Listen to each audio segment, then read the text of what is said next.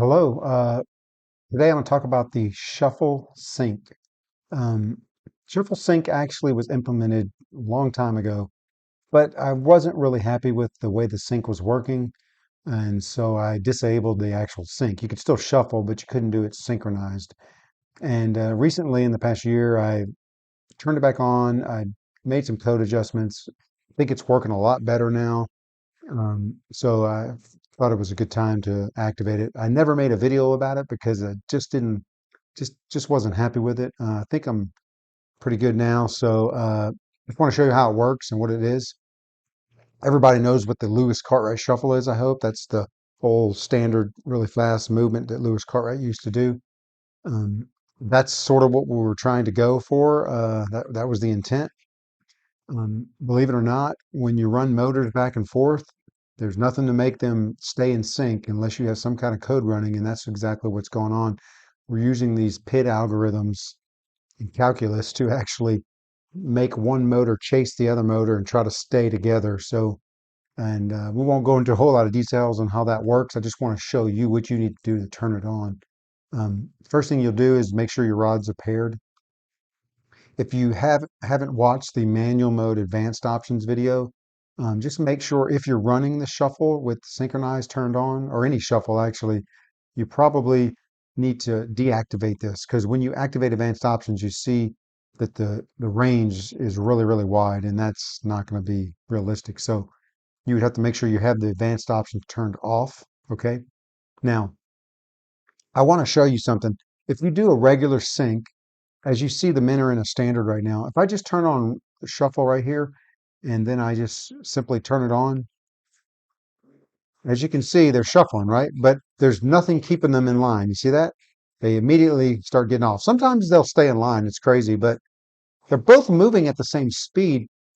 You see, look, they kind of got back in sync there a little bit, right? But that's completely random. There's no code driving that, right? And you see how they got off again, right? Well, the idea was to create code to make those guys stay in sync as much as possible. Sometimes they'll really get in lockstep. Okay. Other times they'll kind of float. But anyway, they won't start doing all this craziness. Um, the way you do it is if you notice, I'm going to push this button here. When I push it, you see nothing happens, right? So I just want to show you when you have the shuffle sync turned on, the actual sync, you'll see what happens. If you go to the PID here, and you activate the shuffle sync. I should have called it sync there, but in the old days that was just called shuffle. Um, but you're basically saying, hey, code, I want you to turn on that little fancy PID algorithm. So when you turn it on, you can close that now. Now when I hit this button, watch what happens. See that? They actually automatically line up because they're trying to prepare themselves. Now, it doesn't really matter. It just helps them get started better in a more consistent fashion. If you started them like completely wrong like this, they would still work. It just may take the code a little bit longer to figure out that they're out of sync. So basically, that's all you do. You hit this, it lines them up, and then you're going to hit start. If you notice, you see how they're kind of off right now? Now, so let me just tell you something. If you notice that they're not getting in line, it could be, now you see they are fixing themselves. You see that? But if you notice that you're running and you're just never getting a good sync, you might want to run a calibrate and then do it. Now you see, they found themselves. And it's actually staying pretty good now. Um, what's actually happening uh, is that when the rod moves from its start position here and back, that's considered like one shuffle or one rotation. The first guy to reach his first destination on the very first shuffle becomes what's called the master.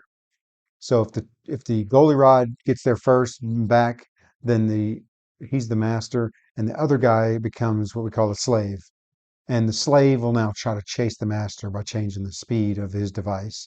And it does it pretty cool. You can actually watch the speeds change. It's kind of neat to watch because you're thinking, man, that's amazing.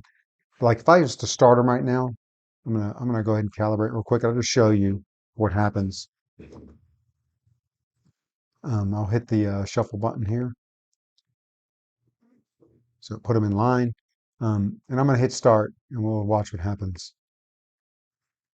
So I can tell immediately that the goalie rod is the master because we're in the goalie right now and we're not seeing the speed move at all. You see that? It's staying. If we go to the two rod, we can actually watch it. Ah, you see? Look at that. See? It will when it's doing really well, you'll notice the speed won't change that much because it's kind of in lockstep. When it gets off, all of a sudden you'll see that speed jumping around. See, it's at 75 right now. 75, 74, 74. See that? It's kind of going back and forth. 77, you saw? So it'll just keep tweaking that speed back and forth. It's pretty neat how it works. But anyway, um, now you can change, so you can stop and you can bump your speed up to, say, I would say you start getting crazy fast, like 120. Sometimes it may have a little trouble, but I think anywhere between 70, 90, 100 maybe, it does pretty good. So like if I'm at 98 and I lock them in here and then I hit go, see? So it's doing pretty good. And you can watch the speed. See, the two rod is still the slave in this case. For some reason, the two rod usually ends up being the slave. There's no guarantee though. There you go. See that? It's pretty neat, huh? Yeah, it amazes me every time I see it. That was one of the hardest features for me to write. It took a long time. It took almost to write it only took about a couple months, but to get it to work took about a year of playing with it, getting annoyed, going back to it, dropping it for a while, and then finally got it. Anyway, I don't want to bore you with details, but uh, that's it. You see how it works? So that's the shuffle sync. Just remember, you have to go to options, make sure the advanced options is off, and then make sure your shuffle sync is turned on, and then hit your shuffle button, and then you just hit start. So if you don't want the code to run the shuffle anymore, and you just want to do it without the old style, just turn it off, and it won't use it anymore, right? So that's it. Good luck with it. Have fun. It's pretty cool, and you can work on your shooting on your Lewis Cartwright shuffle now.